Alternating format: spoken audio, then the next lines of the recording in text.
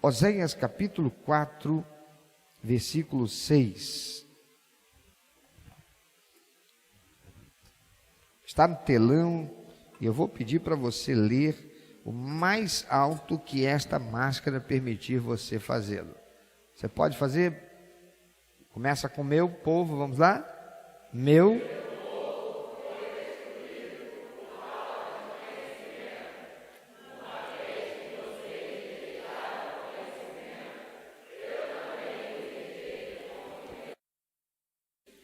Essa palavra Deus está dando ao povo e aos sacerdotes pelo profeta Oséias.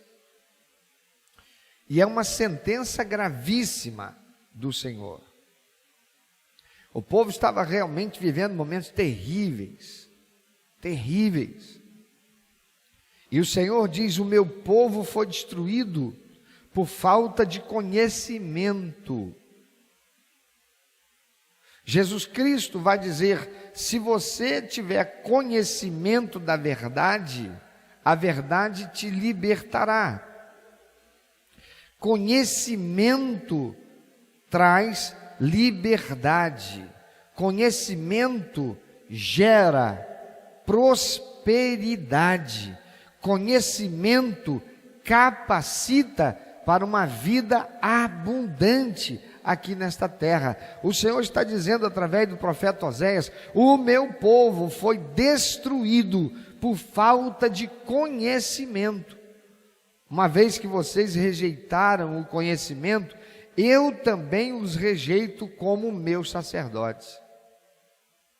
A palavra de Deus nos dá conta que depois que Cristo Jesus veio a esse mundo e realizou a missão vicária na cruz, para dar salvação a todo aquele que nele crê, aqueles que o recebem numa aliança como único, eterno e suficiente Salvador, são tornados sacerdotes do Senhor. Cada um de per si não precisa mais de um sacerdote que o conduza até Deus na celebração da sua adoração, do seu culto, do seu louvor. Cada um de per si pode fazer isso agora, sobretudo na medida em que cada um de nós tem a palavra de Deus acessível a ela, a qualquer hora, a qualquer momento, podendo estudar, aprender dela e por ela, em Cristo Jesus, chegarmos até o trono da graça de Deus e honrá-lo. Também diz a palavra de Deus que cada um de nós, como sacerdotes do Deus vivo, aqueles que recebemos Jesus como Salvador e Senhor e fomos assim tornados sacerdotes de si mesmos.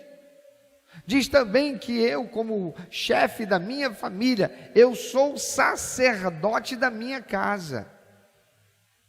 A palavra de Deus diz que o homem, e isso tem nada a ver com machismo, é uma questão de liderança. Deus estabeleceu esta liderança para o homem, que o homem é o sacerdote da sua família, não é o pastor, não é o apóstolo, não é o bispo, não é o padre. Nós, os pais, temos um sacerdócio a exercer sobre os nossos filhos, enquanto eles não podem decidir por si só a respeito da sua própria salvação. E o Senhor está dizendo, usando Oséias: o meu povo foi destruído por falta de conhecimento. Uma vez que vocês rejeitaram o conhecimento, eu também os rejeito como meus sacerdotes. E uma vez que vocês ignoraram a lei do seu Deus, também ignorarei os seus filhos. Não é que Deus é mau, diz assim: já que vocês fizeram isso, também eu vou fazer algo ruim com seus filhos. Não, Deus não amaldiçoa ninguém. Deus está dizendo que a justiça dele precisa ser cumprida. Por que é que nós disciplinamos nossos filhos pequenos? Porque queremos que eles aprendam. E se temos mais de um filho, e para um nós disciplinamos, e a outro passamos a mão na cabeça, o que que nós estamos ensinando para ambos? Corrupção. Por isso Deus está dizendo: eu não vou deixar de ser justo com ninguém. E vocês sofrerão as consequências de vocês terem me abandonado, de vocês não terem buscado o conhecimento, inclusive vendo os filhos de vocês sofrerem as consequências por vocês terem amaldiçoado eles. Deus não amaldiçoa os nossos filhos. Se eu entro no meu carro e eu coloco o meu filho, a minha filha, a minha esposa, e eu dirijo bêbado, eu vou bater com o carro, eles sofrerão as consequências disso. Que responsabilidade tem Deus nisso? É isso que Deus está dizendo. Vocês sofrerão ainda piores consequências de terem abandonado a minha palavra e não buscarem o conhecimento que liberta, que os capacita a uma vida vitoriosa, uma vida abençoadora. E vocês verão isso inclusive na vida dos filhos de vocês.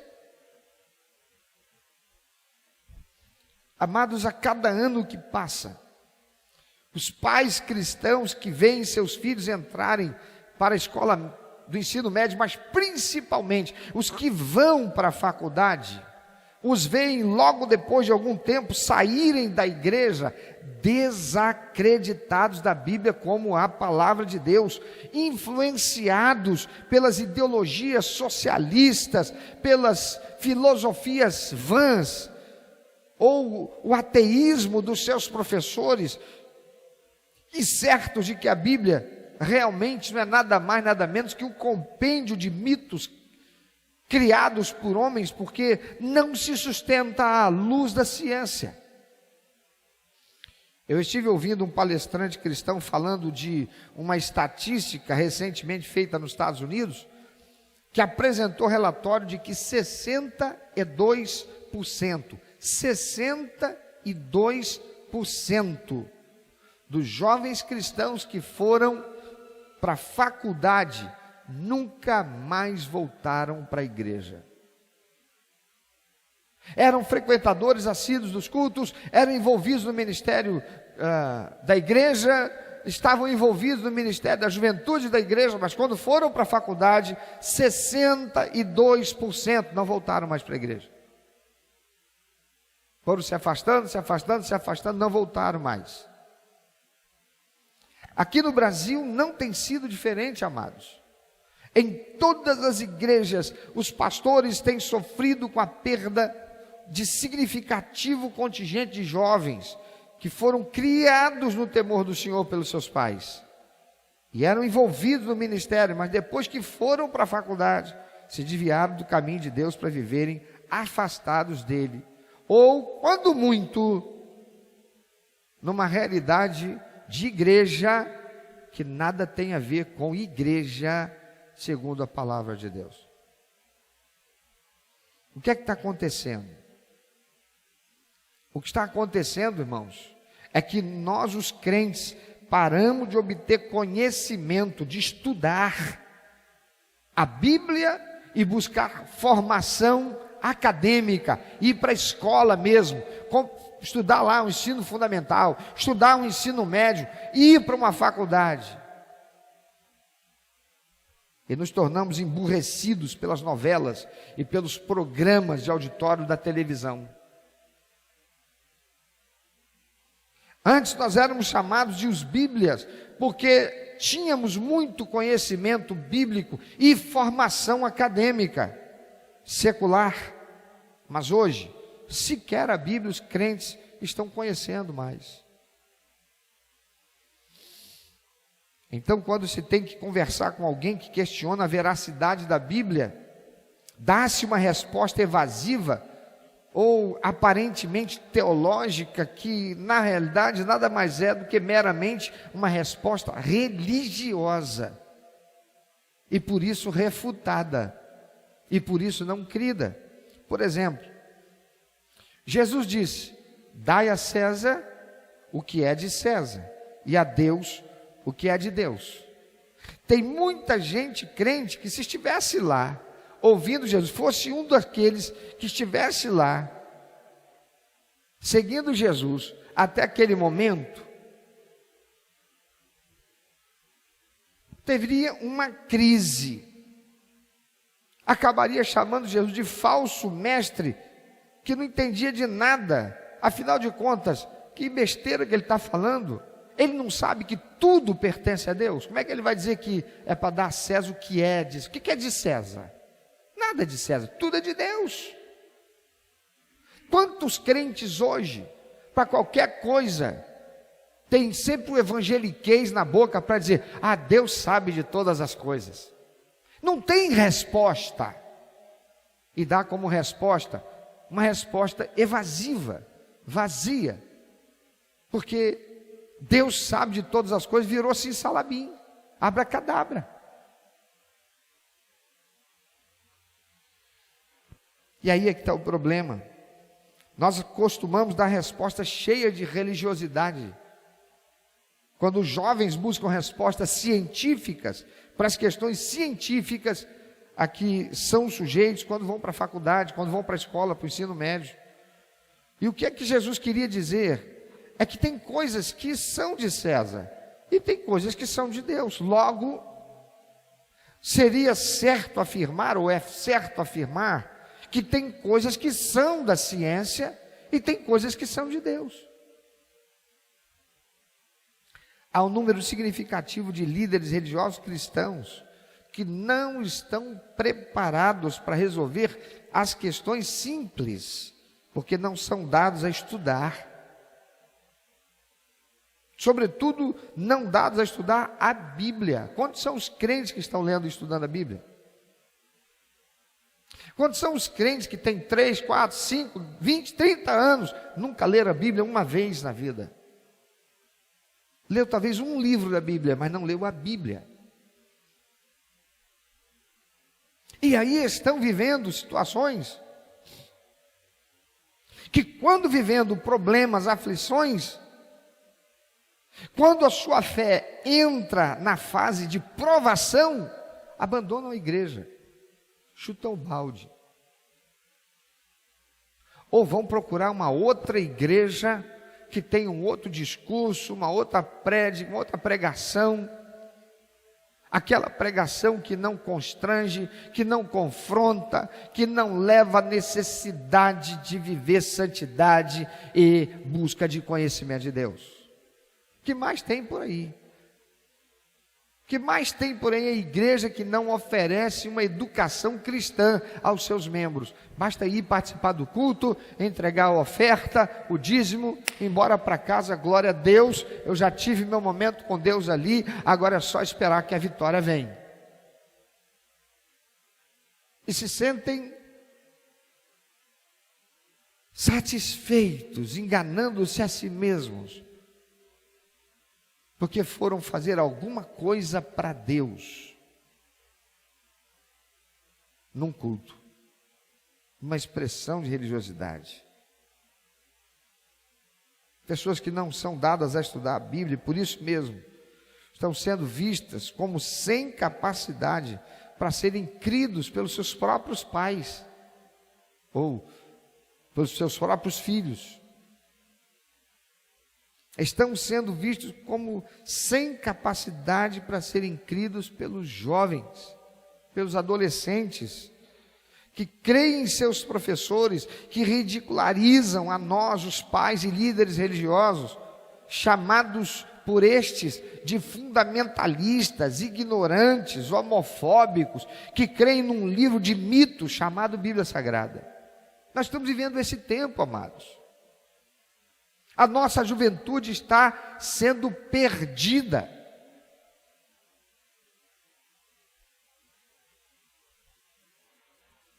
Se eu perguntasse a vocês, por que você crê na Bíblia? Quantos dariam apenas a resposta que diz, porque ela é a palavra de Deus? E isso é uma resposta teológica para uma pergunta que espera uma resposta que pareça racionalmente coerente para então ser crida. Se um ímpio, uma pessoa lá fora, um ateu, alguém que não crê em Deus, alguém que está aí, te perguntasse, por que você crê na Bíblia? E você respondesse, porque ela é a palavra de Deus, o que isso faria de diferença na vida dessa pessoa, para ela ser levada a desejar conhecer a palavra de Deus, ou crer nela? Porque quantos são aqueles que dizem que creem em Deus, mas quando vem o momento da adversidade, quando vem a aflição, quando vem a crise, quando vem a situação da fornalha, desesperam, saem da igreja. Quando a resposta de Deus parece demorar, chutam o balde, saem da igreja. Quando a igreja está passando por um problema difícil, uma crise, chutam o balde, saem da igreja.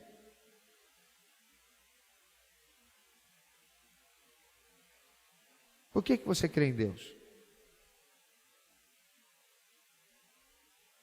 Por exemplo, como você crê em Deus e que a Bíblia é a palavra de Deus, você responderia a alguém que não crê na Bíblia e que te desafiasse a provar que céu e inferno existem e que não é apenas um mito criado para que a religião institucional possa manter seu poder de domínio sobre as pessoas? Como é que você diria para alguém, como você responderia para alguém que céu e inferno existem? Quantas são as pessoas que não creem nisso? Eu já vi crente que diz que eu creio em Deus, mas céu e inferno, isso aí para mim é algo aí que os homens aí escreveram aí na Bíblia. Ou seja, assumiram a teoria da relatividade para aquilo que é a sua fé, fazendo a Bíblia ser algo que é qualquer outra coisa, menos a verdade. Mas uma verdade relativa. Até aqui eu acredito, daqui para lá foi o homem que escreveu. Isso é invenção de homens. Como você responderia isso? A resposta correta, e eu vou te dar um exemplo disso, simples. A resposta correta deveria ser: eu sei que posso crer inteiramente na Bíblia e que céu e inferno são reais, porque até onde eu pesquisei, a Bíblia está correta. E a pessoa diz: como assim? E então eu diria: a Bíblia ela foi escrita por 40 autores humanos diferentes, inspirados por Deus, que nunca se conheceram, nunca tiveram contato pessoal uns com os outros, ao longo de 1.600 anos, entre 1.500 antes de Cristo e 90 depois de Cristo. São 1.600 anos de composição. E a Bíblia, todos esses livros, com todos esses autores, 40, ao longo desses 1.600 anos, ela tem uma harmonia em tudo aquilo que é dito, sem contradição. Nela nós encontramos o relato de que o homem teve o seu corpo físico criado por Deus do pó da terra, e a ciência, milhares de anos depois, comprova que o nosso corpo de fato possui os elementos químicos provenientes da onde? Da terra. No livro do profeta Isaías, que viveu no século 8 antes de Cristo, e no livro de Jó, considerado o livro mais antigo, é feita a afirmação de que a terra é redonda, o que foi comprovado pela primeira circunnavegação lá nos idos de 1552, 8 séculos antes de Cristo. A Bíblia já dizia que a terra é redonda. Está lá em Isaías 40, 22. Está lá em Jó 37, 12. A Bíblia também fala os nomes de rios que existem ainda hoje. Os rios Tigre, Eufrates, Nilo, Jordão, e eles existem ainda hoje. Os rios Tigre e Eufrates estão entre a Turquia, a Síria e o Iraque. O Nilo está lá no Egito. E em Israel você encontra o Jordão, e você pode ir lá nesses lugares constatar a sua existência. Então, a Bíblia fala de coisas que existem. A Bíblia também fala da existência de várias cidades, como Jerusalém, Jericó, Nínive, Babilônia, e uma lista de outros tantos lugares que existem.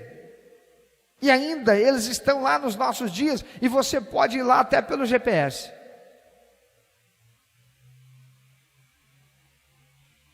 A Bíblia ainda fala de outras cidades que já não existem mais, mas que têm a sua existência comprovada pelos achados arqueológicos.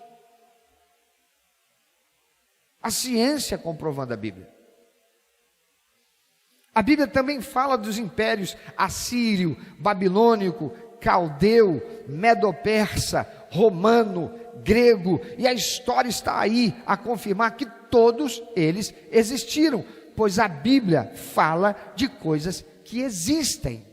Então, quando você vai conferir estas e tantas outras coisas que a Bíblia fala, chega-se a uma única conclusão possível: que todas elas são verdadeiras, e tudo que a Bíblia afirma é a verdade. Então, por que quando a Bíblia afirma que céu e inferno existem, não é verdade? Por que só para isso não é verdade? É mito. Em todas as culturas, até aquelas mais rudimentares, existe uma narrativa que fala de um tempo em que houve uma grande inundação. E a Bíblia fala do dilúvio. Por que céu e inferno é mito?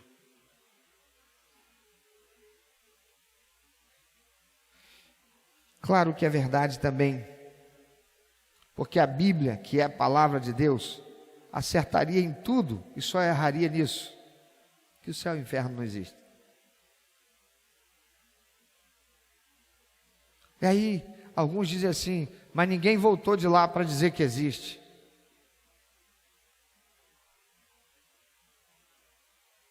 Ninguém. A Bíblia diz que Jesus desceu lá e ele ressuscitou, aleluia, e ele está vivo. E toda a existência humana foi tocada por esse evento. E a história da humanidade foi dividida entre antes de Jesus e depois dele.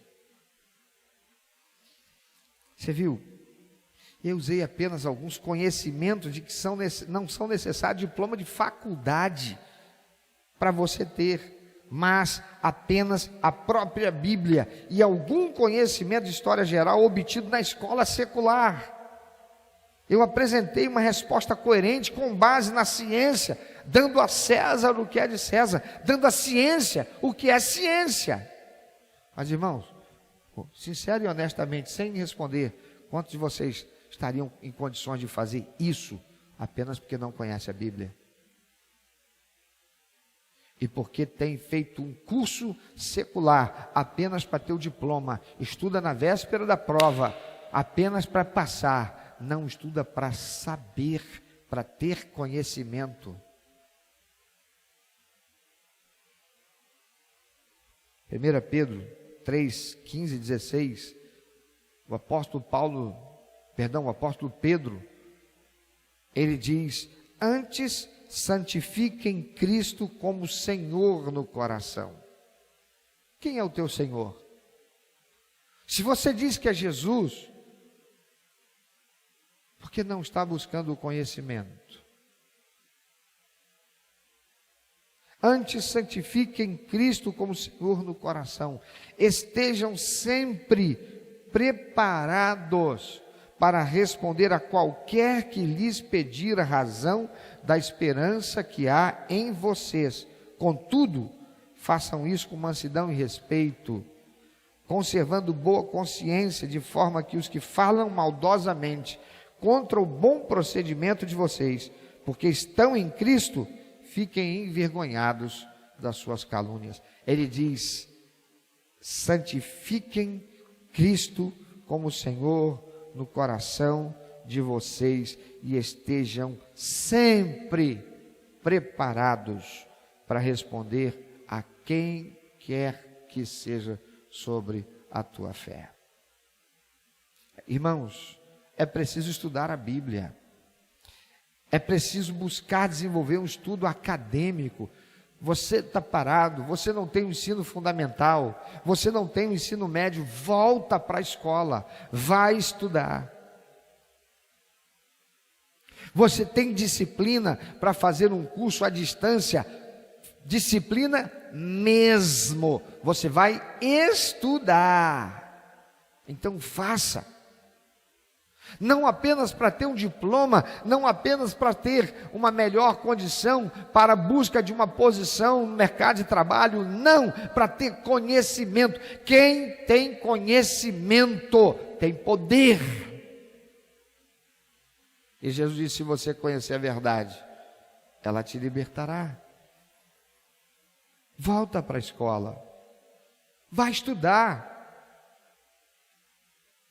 Eu tenho ouvido de crentes dizerem: ah, pastor, eu não gosto de estudar não, eu gosto de dirigir carro, eu gosto de consertar carro, eu gosto de bater bolo, eu não preciso de escola, não preciso de diploma, não preciso estudar para isso.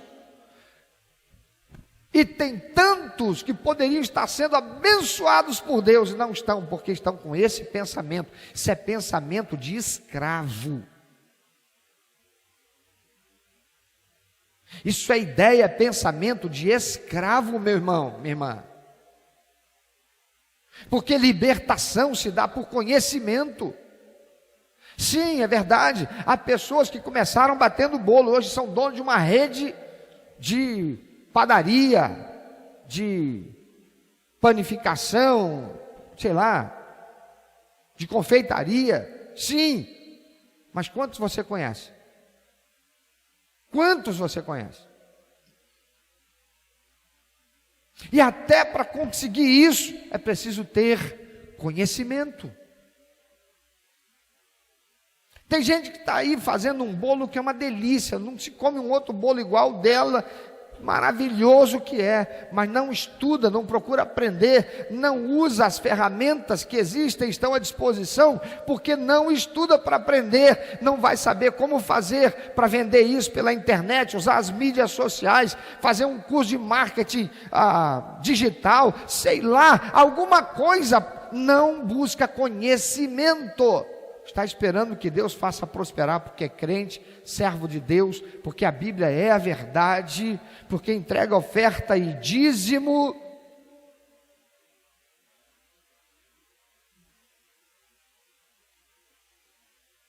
Deus não nos deu a capacidade que deu, meu irmão, minha irmã, para que o ímpio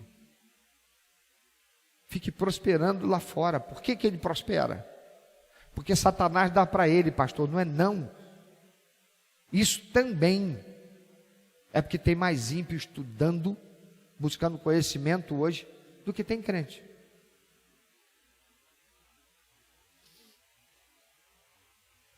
Satanás tem usado os meios de comunicação para fazer não apenas a população se tornar viciada em novela e programa de auditório e não ter o desenvolvimento de uma capacidade crítica, para criticar aquilo que está vendo e aquilo que está ouvindo. Não, olha o discurso que tem hoje no senso comum: a política não é coisa para ser discutida, política não é coisa para crente, política não é coisa para crente, e depois o crente vive sofrendo porque tem político corrupto assumindo as posições que eram para os crentes estar assumindo.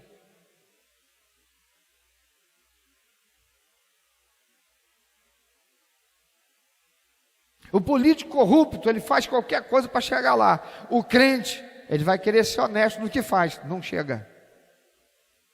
Então, peraí, pastor, o crente fazendo as coisas corretas para chegar lá, não chega, quer dizer que ele tem, se ele quiser chegar lá, ele tem que ser o corrupto? Não. É porque os crentes que deveriam votar nele não votam. Por que não votam? Eu vou votar num crente? Eu voto num crente, ele vai para a política, ele chega lá, ele se torna corrupto como todos os outros. Que pensamento, que raciocínio é esse, irmão? Esse é raciocínio de escravo.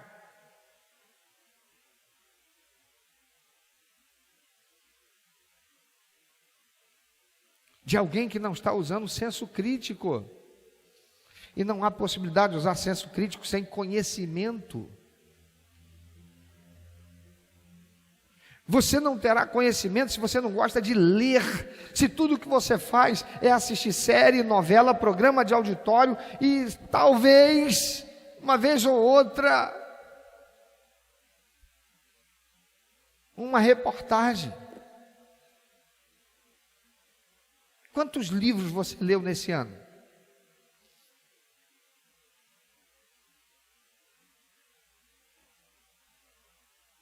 A palavra do Senhor diz: Oséias, meu povo foi destruído porque lhe faltou conhecimento, Oséias.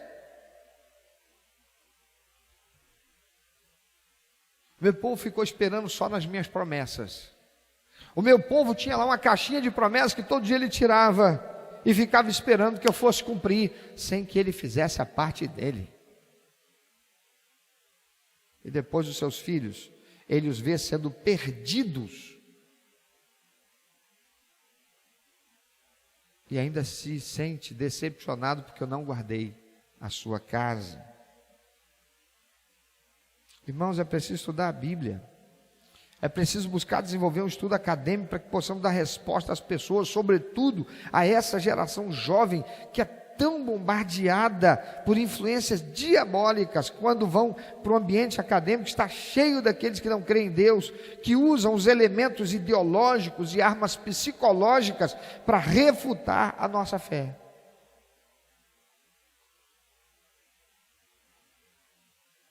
O jovem crente chega na faculdade e logo é intimidado ouvindo algo como: você não é daqueles crentes homofóbicos que não creem na ciência e acreditam nos mitos religiosos aí da Bíblia, não, né?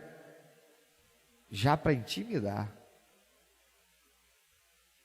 Isso não é falado por um, por dois, é falado por aqueles que estão na turma mais avançada. Amados, precisamos estudar a Bíblia.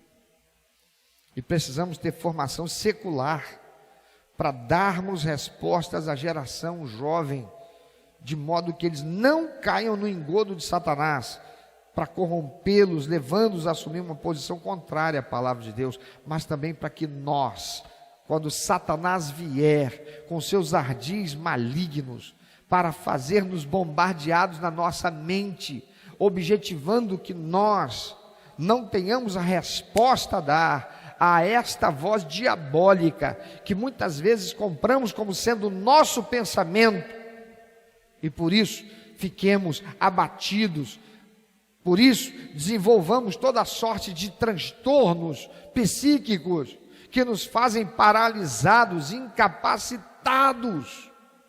E por quê? Porque os crentes não têm conhecido Deus. Os crentes estão indo para a igreja, mas não têm lido a Bíblia. Os crentes têm ido para a igreja e têm ido para culto, mas não têm lido a palavra de Deus. Os crentes não estão nem indo para culto, porque se tivesse, esse lugar aqui não comportaria. Mas durante a semana estão nos shoppings, nas praias, nas festas, nas atividades lúdicas, esportivas, mas nem no domingo estão mais indo à igreja como deveriam, com responsabilidade pela aliança que fizeram no pacto de membresia. Depois, amealha tragédia, amealha perda, derrota. E sabe o que é pior? Filhos, entes queridos, sofrerão as consequências disso. Quantos casamentos de crentes desfeitos, porque algum deles, se não os dois, simplesmente viveram uma vida de religiosidade e não de busca do conhecimento da verdade que liberta, que capacita, que transforma. A Bíblia é a palavra de Deus para você? Ponto. E você sabe dizer porque ela é a palavra de Deus para você? Ela é a palavra de Deus para você até que a enfermidade abale a tua fé, até que esta declaração seja colocada em xeque, com o desemprego, com os meses sem resposta vinda de Deus. Ela é a palavra de Deus para você, até que aquilo que você tanto sonhou, esperava, estava clamando, jejuando, pedindo a Deus, não veio, e você desanimou? E que resposta você tem para dar àqueles que refutam a Bíblia como palavra de Deus? Você diz que coisas do Espírito não se explicam porque pertencem a Deus? Você dá uma resposta evasiva, vazia, religiosa. Como é que você está instruindo os seus filhos? A palavra do Senhor diz: instrui a criança no caminho que deve andar. Instruir no caminho é ter conhecimento do caminho. E ouça, a Bíblia Sagrada, o Evangelho de Jesus Cristo, a religião cristã, sabe como é que era conhecida lá no princípio da igreja? Sabe como é que eram chamados os cristãos, antes de serem chamados cristãos pela primeira vez? Seguidores do caminho. Seguidores do caminho. Porque Jesus disse: eu sou o caminho, a verdade e a vida. Ninguém vem ao Pai se não for por mim. E os cristãos eram chamados, não de cristãos, mas de seguidores do caminho. Pensa sobre isso, reflita um pouquinho. Quem é você na fila do pão lá na faculdade? Quem é você na fila do pão aí no seu bairro? Quem é você na fila do pão aí no teu ambiente de trabalho, junto com os teus colegas de trabalho? Quem é você para dar resposta a este mundo perdido, a este mundo que está degradando, a este mundo que está indo para o inferno, sem acreditar que ele exista? É verdade que haverá até mesmo aqueles que, com toda explicação lógica, científica, usando os recursos da história, da arqueologia, da física, da matemática, da química, da biologia, ainda assim não acreditarão. Mas quantos deixarão de acreditar, porque não há um dar a César o que é de César? Porque está faltando no crente a palavra da verdade, com consistência e com racionalidade, porque lhe falta conhecimento. Meu irmão, minha irmã, o que você vai dizer para Deus quando você chegar no dia do juízo, como justificativa de você não ter levado uma só pessoa ao senhorio dele?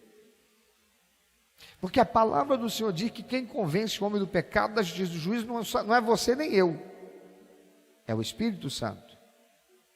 E o que o Espírito Santo usa? A Bíblia responde: a salvação vem pelo ouvir, e o ouvir da palavra de Deus. Mas você tem tido a palavra de Deus para falar às pessoas que você conhece, as pessoas que sentam com você nessa condução que vai de Belfor Roxo até o centro do Rio, até Copacabana, até Barra da Tijuca, todos os dias que você vai para o seu trabalho, e você não abre a boca para falar de Jesus, porque você não tem o que dizer?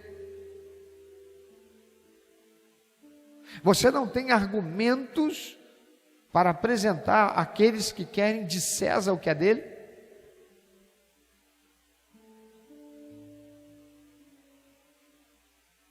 Você não tem o conhecimento da verdade para libertar você quando tentado ao experimentar a adversidade, a crise, o problema. Conhecereis a verdade, diz o Senhor, e a verdade vos libertará.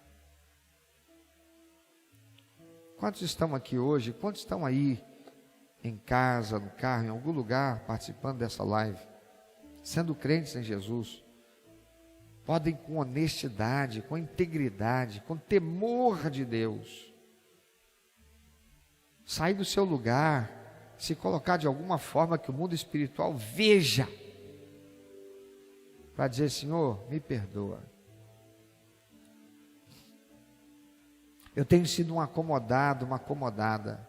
Eu já aceitei essa expressão diabólica, do porque eu tenho 40, do porque eu tenho 50, acabou meu tempo, não tenho nada que voltar para a escola, não tenho nada que voltar a estudar, não tenho nada que aprender, eu não tenho nada para dar, eu daqui para frente é só lavar, passar, cozinhar, lavar o carro, viver a minha aposentadoria, esperando o dia que o Senhor vai me levar.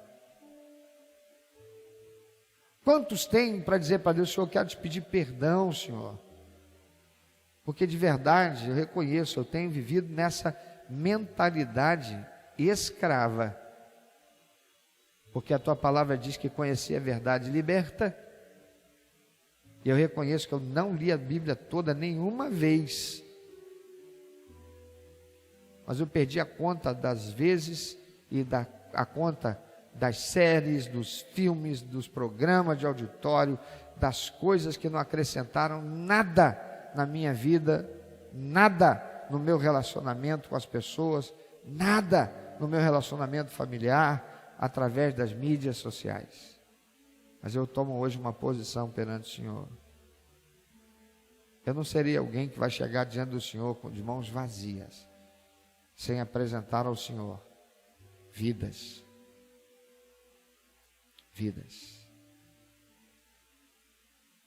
Meu irmão, minha irmã, se essa palavra de Deus entrou no teu coração e ela é para você, e você se reconhece dentro dessa realidade, fica no teu lugar sentado, parado, não. Fala com Deus. Basta você ficar em pé onde você está, confrontar esta programação mental que existe dentro de você e que foi produzida por diabo e que você aceitou na sua ignorância, na sua falta de conhecimento. Apenas se coloque de forma adequada diante de Deus, dá um salto desse lugar, se mexa, se movimente, não fique aí: não, eu vou falar com Deus aqui mesmo, e é por isso que nada muda, porque não há disposição para fazer diferente. Há uma conformidade com espíritos imundos que enchem a mente de ideias, de pensamentos, que não coadunam com aquilo, não concordam com aquilo que Deus quer para você.